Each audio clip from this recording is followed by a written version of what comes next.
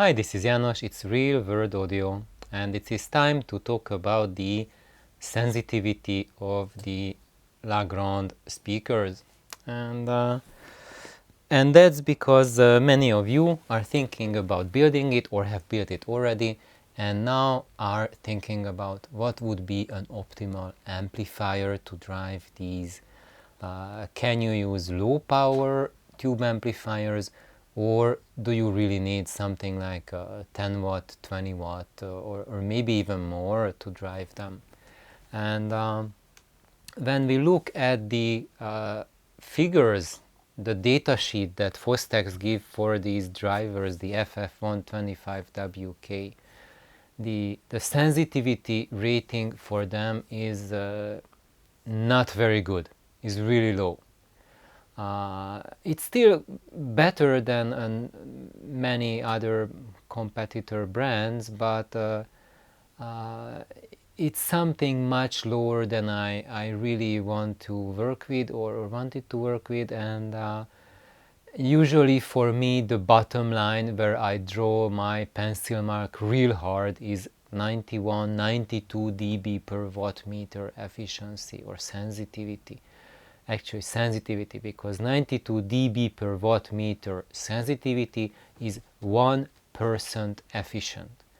So if your loudspeaker is able to convert 1% of the input power of the wattage of the music fed to it into sound, then it's called a 92 dB per watt meter loudspeaker. And if you are not even getting 1% of the music you are feeding it, then really what's the point? You are just wasting it as heat, etc. And now of course you would say, no, that's not true. You are getting a potential for keeping the frequency extremes under better control.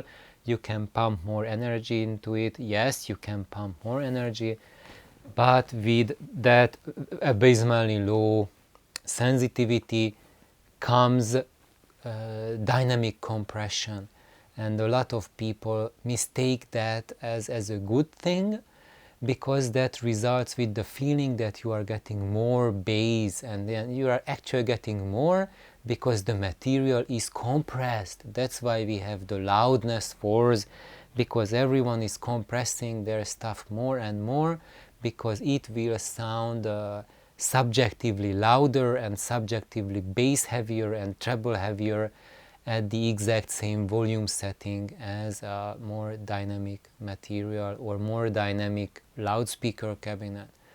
And what I've noticed is that when I hit that 1% sensitivity, 1% efficiency or more, then it will sound more like real sounds, real music. And when you go below 90, then it will sound more and more like recording something artificial that's very different from natural sounds. So to tell the truth, I was a little bit skeptical when I started this project, and however, I had indications already that Fostex's datasheet has some flaws to it, and it's not accurately representing these drivers' capabilities, and that's why I started with this project using these drivers, and actually it turned out that my gut feeling was completely right. And these drivers turned out to be quite a bit more sensitive than that 89 dB per watt meter that you would think based on the datasheet that Fostex provides these drivers, a 6 liter or something like that cabinet that they recommend the drivers with. So what happened?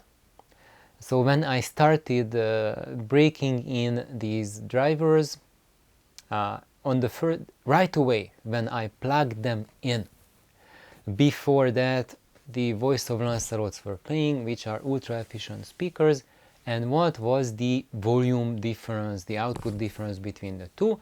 So I had to crank the volume, which was minimum setting, down at the very lowest volume setting for the voice of Lancelot, to get equal volume from these babies, I had to crank the volume setting to 1 o'clock. And even at 1 o'clock position, it wasn't as loud as the voice of Lancelot was at the minimum position.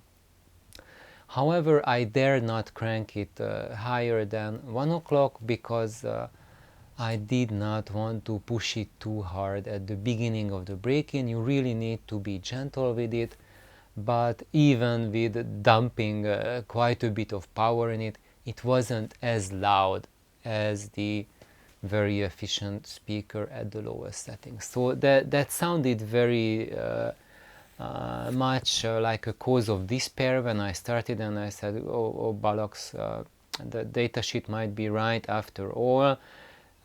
I know from experience that at the start of the break-in they don't sound as loud as when they're broken in, but that was like truly disappointing. So when I received the question that whether a 2-watt single-ended amp is enough, or whether they need a 10-watt or 20-watt amplification, I said that yeah, probably they would need 20 watts. I really doubt at this point that 2 watts will be enough to be happy with them. And then as they started breaking in, the efficiency started creeping up day by day. And then when I moved them off the floor onto these tiny 8-inch stands, which are like 20 centimeter stands, that increased the apparent efficiency quite a bit. So it seemed the audible difference was almost like adding 5-6 dB to the sensitivity rating of the driver. It was really jaw-dropping. And now I am at day 14. I haven't turned them on yet, but yesterday at day 13 they were already playing loud enough that is comparable with speakers that are in the 93, 95 dB, 96 dB sensitivity region. And that's caused by 2 factors. One factor is that I'm using much bigger cabinet than Fostex is rating their drivers at. So when you read those sensitivity ratings in those data sheets, they are for that less than 10 liter free air volume cabinet, and these are greater than 40 liter free air volume. I think it's about like 8 times as much actually than the values that were published on the datasheet.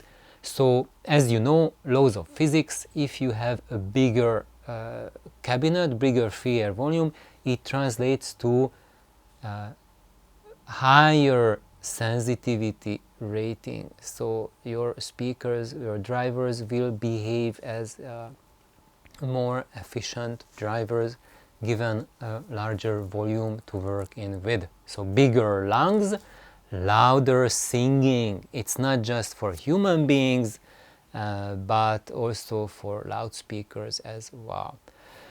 So yesterday, what was I doing? So if you look at my amplifiers, you can't really see them. They are right there in the background. You know that they have a switch on them. So I can switch them to use the first tube gain stage as a gain stage or a cathode follower stage. So if I use the gain stage, then they behave as a 20 watt per channel amplifier. But if I switch the first stage to a cathode follower, then it's 26 dB less power output capability.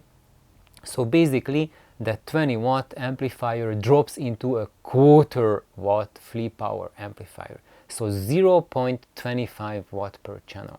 So the last 2 days I've been listening to Grande with 0.25 watts per channel amplifier essentially.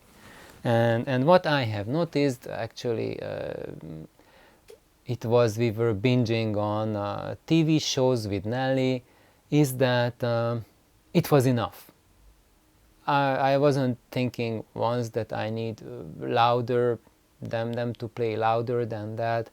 Of course, when you want to listen loud, maybe you want louder, but I didn't even mention it to Nelly that we are listening to quarter watt and less, and she never once told me, János, crank up the volume, I can't hear it, or something like that, or I want more. Even at that low power setting, they played big, so the image, the sound did not collapse. It remained big, and when the sound, I mean the action was getting busy on the screen, when I was at one end of the room and Nelly at the other end, when she was saying something, I couldn't hear what she's saying because the output from that quarter watt driving La Grande was loud enough that I couldn't hear even when she raised her voice and tried to outshout the action. So we'll continue from here. Bye bye.